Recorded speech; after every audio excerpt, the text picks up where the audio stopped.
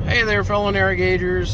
So I'm on my way to Pittsburgh today, and I'm on the Pennsylvania Turnpike, and I'm heading towards Cranberry.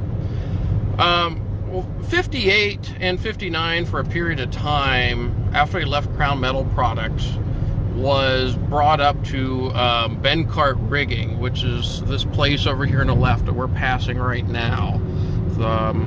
At one point there in the 90s, driving down through here, you'd see two little steam locomotives sitting over there, and that was the 58 and the 59. And I saw them while they were there, and I wanted to purchase 58 back then. It was mid-90s, and didn't have the money to do it, or didn't have the place to put it, so passed up on it. And little did I know that a decade plus later, or 20 years later actually, that we would not only own the 58 but restore it and own all of the existing parts for the 59. So yeah, just thought that was something interesting that I'd pass along here as I'm heading down to Pittsburgh.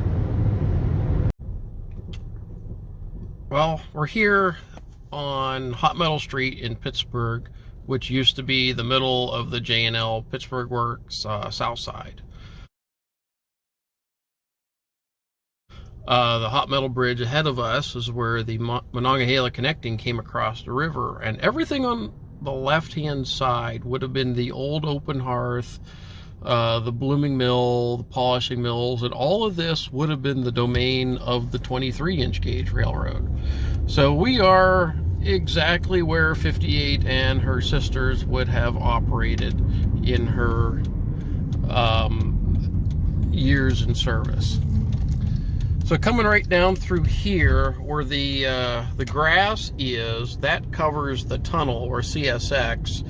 It used to be the P&LE. Went under the plant. And over on the right-hand side, where the Hyatt Hotel is, that was the open hearth. And right over in here, basically where this fellow is running, is where the 23-inch gauge ingot teaming tracks and all that would have been for the open hearth furnaces.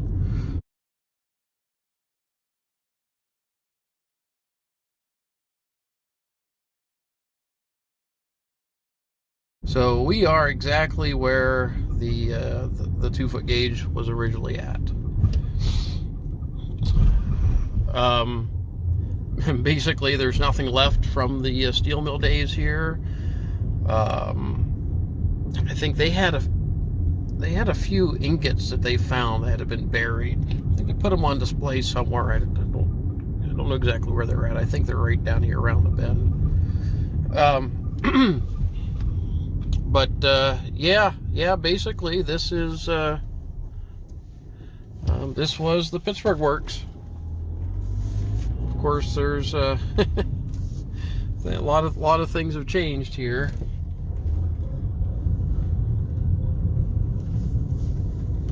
Now, on the other side of the Hot Metal Street was the newer open hearth that I think that was built in the 40s. All of that was standard gauge, so there's nothing in there that the 23-inch gauge did not go in that direction. Right over, we're about where the blooming mill would have sat, about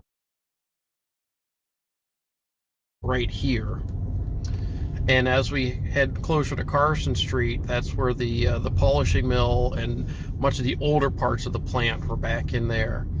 And just about everything had 23-inch gauge track running into it.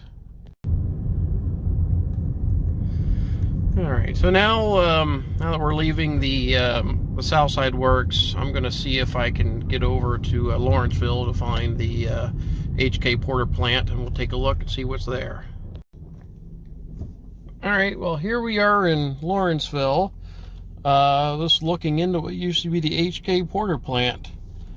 I think, well, that brick building there, that was part of the erecting shop. I think this building on the corner was the boiler shop, and across the street over on the right was the foundry.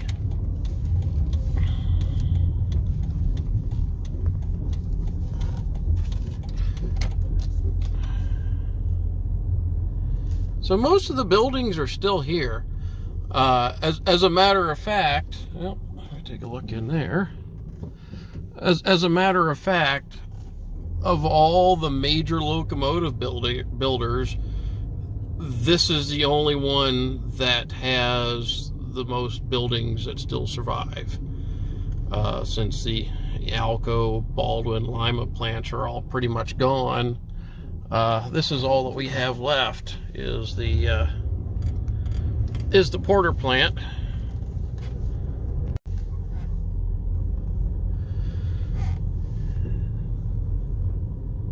Let's see here. Yeah, I think this lumber yard, yeah, this occupies a part of the Porter plant.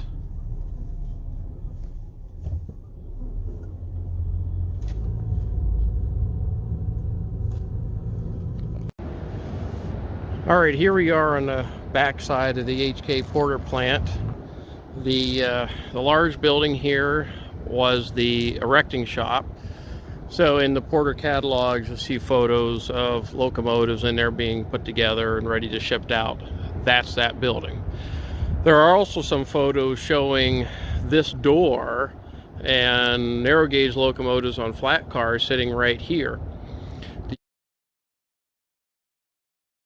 The end of the building, there used to be a coal dock here. So you'd bring the locomotive out, you could fill it full of coal and test fire it right here.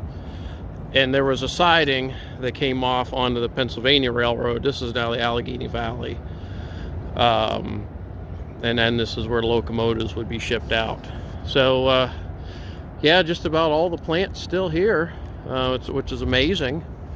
It's all being used by various companies, but it's still here, which is good to see. So yeah, I just wanted to kind of show you guys what's going on down here in Pittsburgh, about where 58 and 59 were kept up at bend carts, and also where they were used down there in the South Side and where they were built. So that's all for this video, and we'll talk with you later on.